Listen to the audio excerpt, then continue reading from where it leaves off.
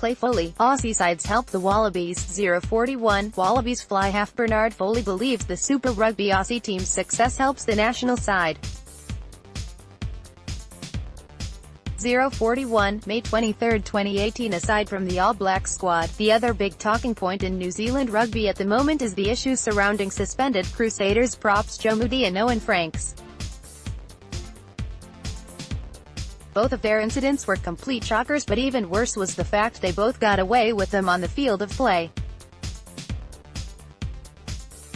And, in Moody's case, the action was amplified by his scoring a try in the same movement. You would have to say that given all the talk of safety in the game and how it was going to be policed, a 2-week ban for each blatant act, both of which were not detected by the referees, is hardly serving player welfare.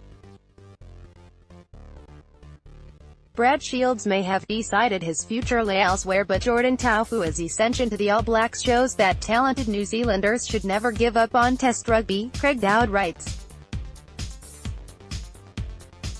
Steve Hansen has claimed Brad Shields would have been an All Black this year had he not switched allegiance to England.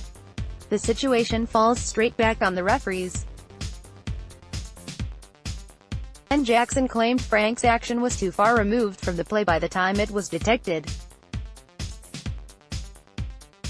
That seems an unbalanced assessment. The Blues lost their preferred hooker for the rest of the game, while no punishment was made against the Crusaders on the field. If safety was paramount, why was Franks not given at least a yellow card and a penalty awarded to the Blues back on halfway once their try had been converted? Both Moody and Franks are physical players, that's the nature of the position they play and what is expected from them. But their actions were reckless and should have been dealt with on the field. Joe Moody, C, talks with referee Ben O'Keefe. Kai Schworer, Getty Images. And you have to ask, in that situation, what does a coach do? You can prepare your team for all manner of events on the field, but when such acts undermine the policy of safety, you are helpless to act. A sanction once the game is over does nothing to affect the result, which an on-field call may well have done. Another aspect of the weekend was the end, finally, of New Zealand's streak against Australian teams. We're great in New Zealand at taking the mickey out of the Australian sides, but we should acknowledge the abilities the Australian franchises have.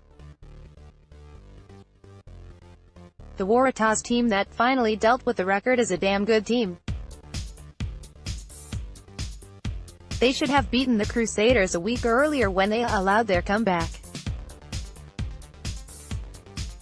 But against the Highlanders, even if the Kiwis were a man down for most of the game, they were in no mood to let the chance slip.